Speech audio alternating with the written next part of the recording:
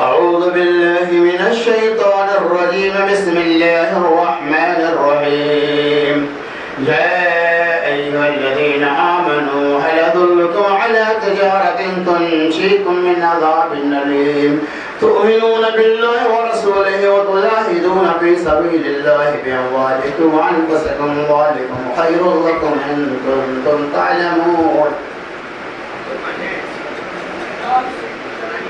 سورة الصف پارہ نمبر 28 آیت نمبر 11. وعن أبي هريرة رضي الله عنه قال نهى رسول الله صلى الله عليه وسلم عن بيع الحساد وبيع الغدر رواه مسلم. وعن عبد الله بن مسعود رضي الله عنه قال قال رسول الله صلى الله عليه وسلم لا تشتروا بالسمك في الماء رواه احمد. ہر قسم کی حمد و تعریف بڑائی اور کبریائی تنا اور خوبی اللہ عز و جل کی لائق و سوا ہے، جس کی توفیق اور فضل و کرم سے آپ کے بیچ یعنی مسجد دارالفلاح گوانڈی میں دین کی چند باتیں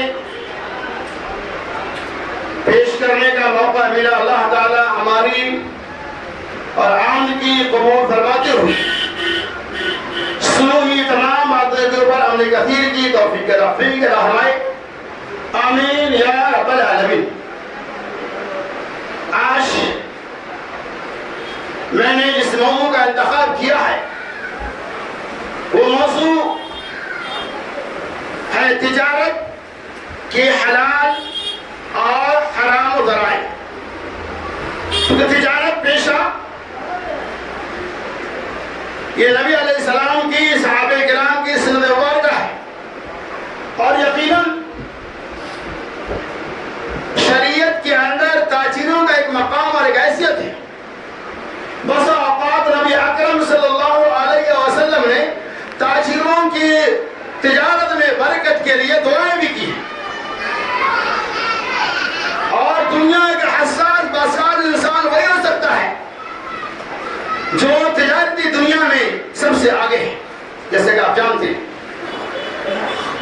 ایک تجارت ایسی ہے جس کا تعلق صرف دنیا سے ہوتا ہے اور ایک تجارت ایسی ہے جس کا تعلق دنیا و آخرت دونوں سے ہوتا ہے. یقین مانو اگر ایمان والا بندہ اپنی تجارتوں کے اندر اپنے کاروبار کے اندر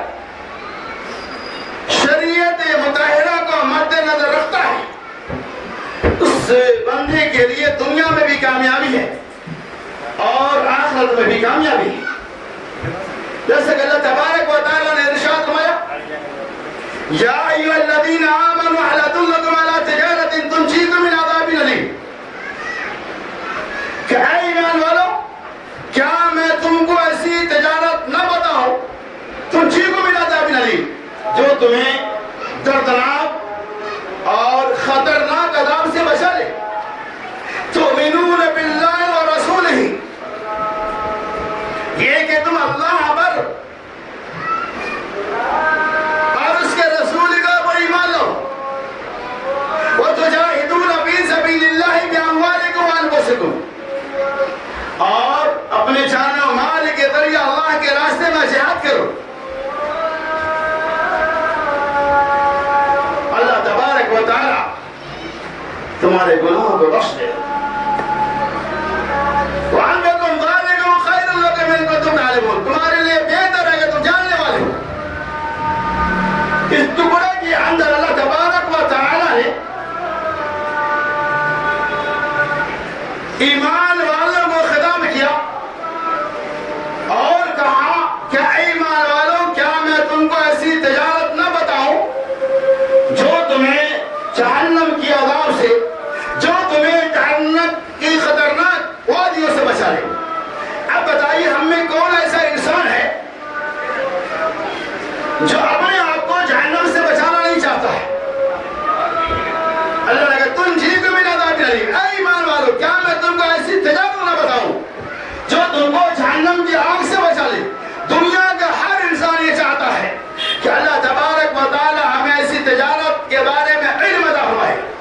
ایسی تجارت کرنے کی توفیق دی جس تجارت کے ذریعہ ہمیں اللہ تعالیٰ جہنم کے دردناک عذاب سے بچاتا ہے۔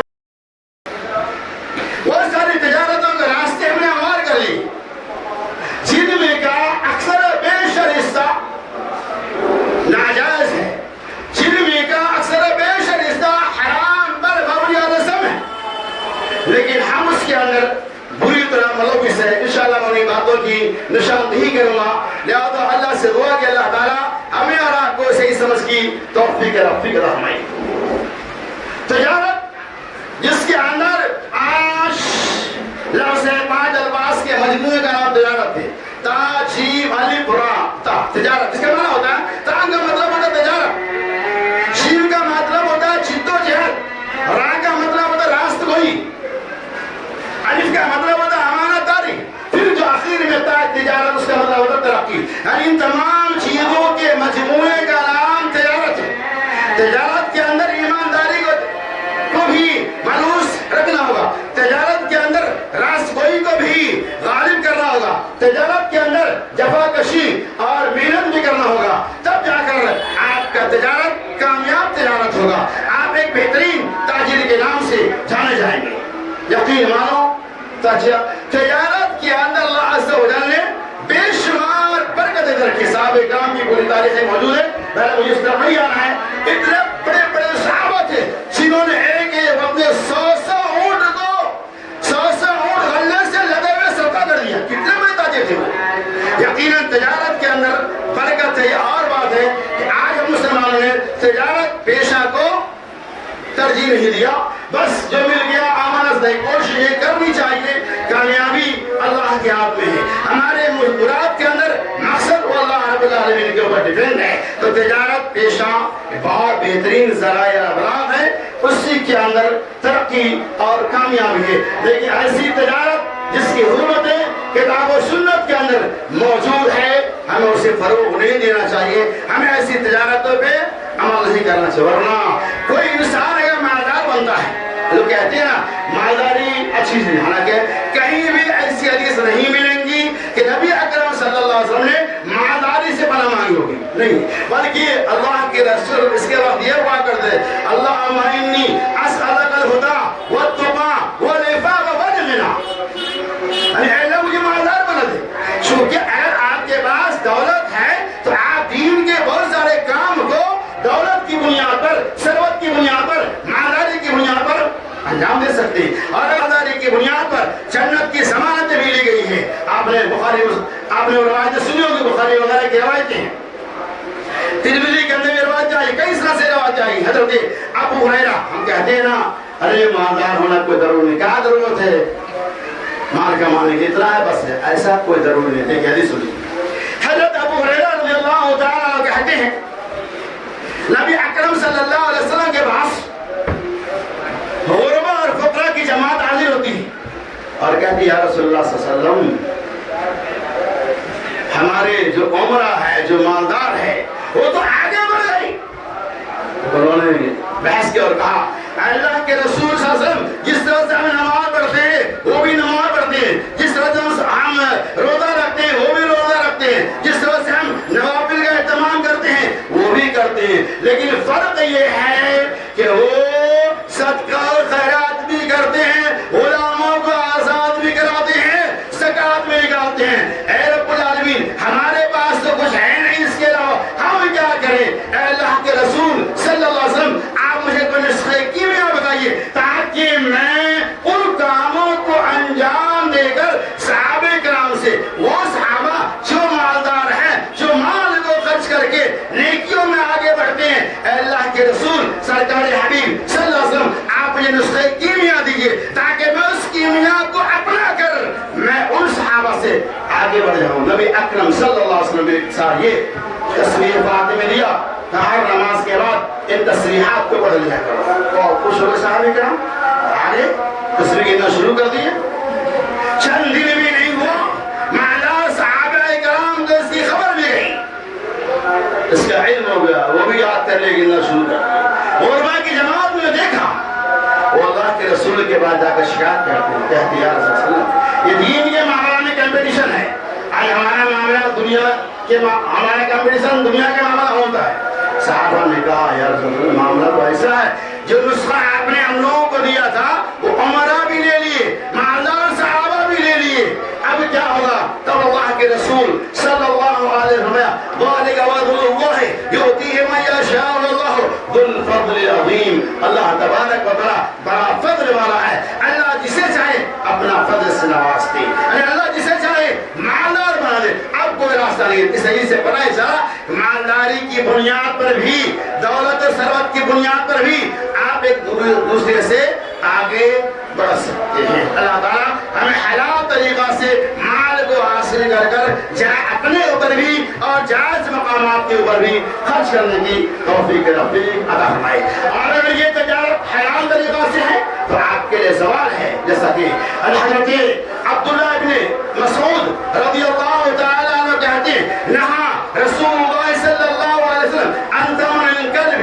ومهر البغي وحلوان الكاهن, رواہ مسلم. حضرت عبداللہ ابن مسعود رضی اللہ تعالیٰ عنہ کہتے ہیں کہ رسول اللہ صلی اللہ علیہ وسلم نے نہا عن ثمن الكلب, کتے کی قیمت, فاحشہ عورت کی کمائی, وحلوان الكاهن اور کائنوں کی شیرنیوں سے, باباؤں کی شیرنیوں سے منع فرمایا ہے. یہ چیزیں حرام ہیں. آج بہت سارے لوگ ایسے ہیں جو کتے کی بھی تجارت کرتے ہیں اور کچھ عورتیں رکھے ہوئے ہیں جو بے حیائی کر کے اپنی عصمت و عفت کو بیچ کر پیسہ اینٹھتے ہیں اور اپنے اوپر خرچ کرتے ہیں, اپنے شوہر کو دیتے ہیں یا اپنے سوٹوں کو دیتے ہیں. اللہ کے رسول یہ حرام ہے. ایسی تجارت ایسی بے حرام ہے. مہر البغی بے حیا عورتوں کی کمائی, وحلوان الکاہن اسی طرح سے کائنوں کی شیرنیاں.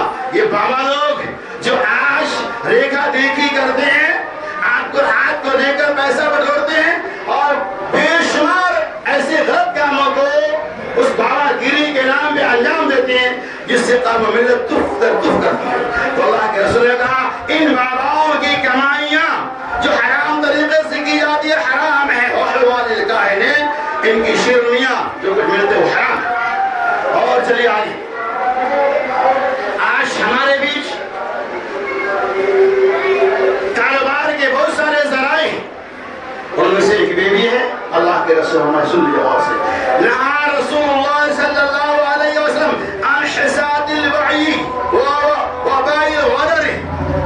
رسول اللہ صلی اللہ علیہ وسلم نے پتھروں کو مار کر, کنکریوں کو مار کر سودا کرنے, وباء الغرر اور دھوکے کی وجہ سے منع ہوا. اس زمانے کے اندر ایسا رواج تھا کہ غلے کی گیٹریاں تیار کی جاتی, کسی بھی چیز کو چاہ لگے جو بھی ہو, اس پہ آپ یہاں سے نشانہ ماریں گے, اس پہ لگ گیا پہلے سودا طے ہوتا تھا, وہ آپ کا ہوگا زیادہ ہو یا کم. اللہ کے رسول صلی اللہ علیہ وسلم اس رائے سے منع فرمائے بائے غرر, دھوکے کی وجہ سے بھی اللہ کے رسول صلی اللہ علیہ وسلم نے امت کو منع فرمایا ہے. کیا آج ہم دھوکے کی راہ میں مبتلا ہے کہ رسول اللہ اللہ کے رسول صلی اللہ علیہ وسلم نے منع فرمایا کھیتوں کے اندر لگی ہوئی بالیوں کو غلہ کے بدلے یا کسی قیمت کے بدلے بیچنے سے. آج مطلب یہ ہوا کہ کھیت میں غلہ لگا ہوا, پودا لگا ہوا ہے, آپ اس کی کلیوں کو لے کر, پھول کو لے کر سودا کر لیتے ہیں. اللہ کے رسول صلی اللہ علیہ وسلم یہ حرام ہے. اس دنوں سے آپ دیکھتے ہوئے آم وغیرہ کے موسم میں آم کے منجر سے بولتے ہیں, جو پھول بولتے ہیں ہم, کیری بھی نہیں آتا ہے, اس سے پہلے اس کا سودا ہو جاتا ہے. پتہ نہیں آنے والے طوفان کی سر میں وہ کیریاں بچیں گی یا نہ بچیں گی. تو اللہ کے رسول صلی اللہ علیہ وسلم چونکہ یہ بے پتہ ایسا لگتا ہے ہم تجارت کرتے ہیں, دھندا کرتے ہیں, لیکن اللہ کے رسول سرکار حبیب صلی اللہ علیہ وسلم یہ بے حرام ہے, اس لیے کہ دھوکے کی بے ہے, اس کا 99% دھوکہ ہے. ایسی ویسے اللہ کے رسول صلی اللہ علیہ وسلم نے امت کو منع فرمایا. اور اسی پہ آپ تمام کاروبار کو لے سکتے ہیں. اس حدیث کی روشنی میں آپ دیکھ سکتے ہیں. تو دھوکے کی وجہ سے اللہ کے رسول صلی اللہ علیہ وسلم نے امت کو منع فرمایا. کتنا بڑا احسان بند تھے رسول اللہ صلی اللہ علیہ وسلم تاجروں کو بتا کہ آپ اپنی تجارت کے اندر نقصان نہ دے، ایسی میں جہاں دھوکے کا امکان ہو یہ حرام ہے، اس سے ہمیں اور آپ کو بچنا چاہیے۔ آج دیکھیے آج نئی تجارت چل رہی ہے، آج آپ نے سنا ہوگا چونکہ معاشرے کے اندر ملک کے اندر یا یہ میں کہوں عالمی پیمانے پہ یہ تجارت چل رہی ہے، ٹریڈنگ مارکیٹ۔ ہم میں سے کوئی ہو بھی سکتا ہے ٹریڈنگ مارکیٹ، جس کا مطلب ہوتا ہے لفظ اردو کے اعتبار سے ٹریڈنگ مارکیٹ، یعنی کسی کمپنی کے اندر نفع حاصل کرنے کی خاطر اپنے پیسے کو انویسٹ کرنا ہے کہ نہیں؟ ٹریڈنگ مارکیٹ ہے، ممبرشپ ہے اور بہت سارے تجارتیں ہیں جسے ہم اور آپ انجام دیں۔ ٹریڈنگ مارکیٹ ہے کیا؟ میں نے اشارہ کر دیا، آج بہت سارے نوجوان اس کے اندر ملوث کر اپنے گھر دوار تک کو بھی بیچ دیا ہے اور کچھ لوگ ترقی بھی کی ہے۔ وہ ہے کیا چیز؟ تجارت ہے وہ بھی، لیکن وہ غلط کیوں؟ معلوم آپ کو ٹریڈنگ مارکیٹ کے اندر چونکہ اللہ کے رسول فرمایا کہ تجارت کے اندر سرمایہ کو لگانا، محنت کرنا اور اس تجارت کو حلال ہونا نہایت ضروری ہے۔ آپ ٹریڈنگ مارکیٹیں کر رہے ہیں، آپ کو نفع مل رہا ہے، میں سمجھ رہا ہوں 1 لاکھ روپیہ آپ لگا لیے، آپ کے بینک کے اندر 7,000 8,000 مہینہ آ رہا ہے، لیکن کیا آپ کو معلوم ہے جس مارکیٹ میں آپ نے پیسہ لگایا ہے آپ کے 1 لاکھ روپے کو حلال کاروبار میں لگایا گیا ہے؟ معلوم ہے؟ نہ معلوم، وہ سود پہ لگا کے آپ کو دے رہا ہے، شراب کا دھندا کر کے دے رہا ہے، عورتوں کی تجارت کر کے اس کی کمائی سے آپ کو کمیشن دے رہا ہے، کیا آپ کو معلوم ہے؟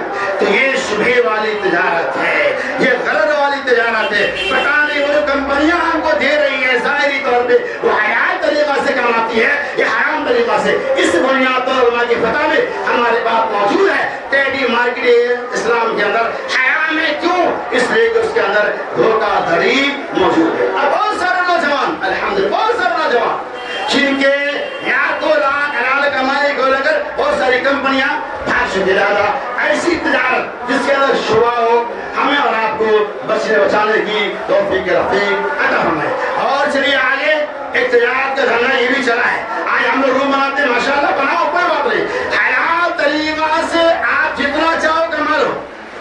مثال ہے اللہ کے رسول صلی اللہ علیہ وسلم لا یحل للمسلمین، کسی مسلمان کے لیے جائز نہیں کہ اگر اس کا بھائی کوئی سودا کر رہا ہے آپ سودا بے سودا کرے جب تک کہ وہ وہاں سے سودا کو فس کر کے نہ چلا جائے۔ لیکن ہم کیا کرتے ہیں آج؟ ارے یہ لوگ تو 20 لاکھ میں دے رہے ہیں، فلاں آدمی کو بات چل رہی ہے، اپن اس کو بحث لا دیں گے، اچھا روم ہے یہ 30 میں بک جائے گا، ایسے حرام ہے۔ آپ کا بھائی اگر بھائی کو فس کر دیا تو آپ لے لو، دونوں جدا ہو گئے، آپ لے سکتے، جتنا بچاؤ بیچو، 20 میں لے کر 25 میں بیچو، اس کے ممانعتیں نہیں۔ لیکن آپ یہ اگر کہتے ہیں 20 لاکھ میں آپ نے کوئی روم خریدا اور سامنے والوں کو یہ کہتے ہیں اللہ کی قسم میں نے 23 لاکھ میں خریدا ہے، مجھے 25-24 ملے گا تو میں دے دوں گا، تجارت تو حلال تھی، بیچ سکتے ہیں، خرید و فروخت کر سکتے ہیں، لیکن آپ نے حرام کو داخل کر دیا، لیا 20 میں حرام کھا کے بول رہے میں نے 23 میں لیا۔ ایسی تجارت جو حلال ہے لیکن آپ نے اس کے اندر جھوٹ بول کر حرام کی آمیزش کر دیا، اس لیے وہ تجارت حرام۔ یہ تو بات ہو گئی، اور چلیے آگے ایک معاملہ یہ بھی چلا آج، پھر ڈپوزٹ میں رونے والا کیسا ہے، ایک تجارت بن چکا ہے آج مسلمان اسے بہت آگے بڑھ چکے ہیں۔